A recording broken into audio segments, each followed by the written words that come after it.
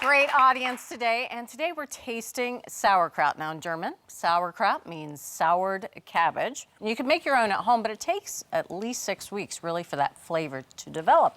So it's much easier to buy the pre-made stuff, and Jack's going to tell us which one is best. I have 3 samples here for you, and it's interesting. A lot of people think, oh, it's pickled, and it's not. It's fermented, and so it is just shredded cabbage and salt and basically thyme. Right. You know, old-fashioned, you put it in a barrel and you'd wait 6 weeks, and the yeast and bacteria that's naturally floating in the air would convert the natural sugars in the cabbage to lactic acid, which is what gives it that tart flavor. People think, oh, it's pickled because it's got that vinegary flavor, right, but there's no vinegar in it. So we did the tasting the way we're doing it here, but we also did it in a hot dog where the big pieces were a detriment because they're going to fall out, or we did it inside a pierogi where you really want a very fine, evenly chopped. I know, no pierogies, no hot dogs, you're just getting bowls of sauerkraut. I love sauerkraut on a hot dog. One of my favorite ways to eat a hot dog.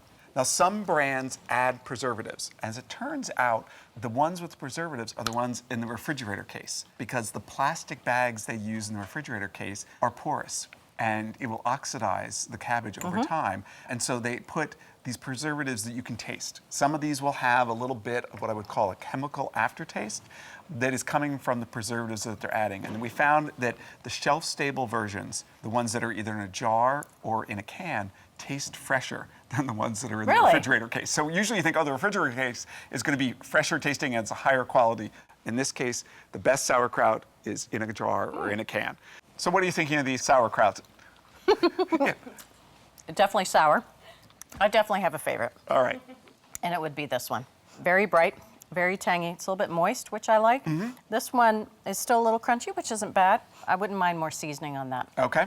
This one, not crazy about. It's just kind of dull and flat. All right, so where would you like to start? Let's start with this one in the middle. All right, you are starting with the loser. Yay! So this is the Dietz & Watson. It's one of the ones that's in the refrigerator case. It's in that plastic bag, and it just doesn't have the freshness and the sort of tartness, sourness that you really want. Yeah, this is just bagged cabbage, almost to me. You want to go to this one next? Yeah, so this is the Eden. This is the audience's favorite and the winner.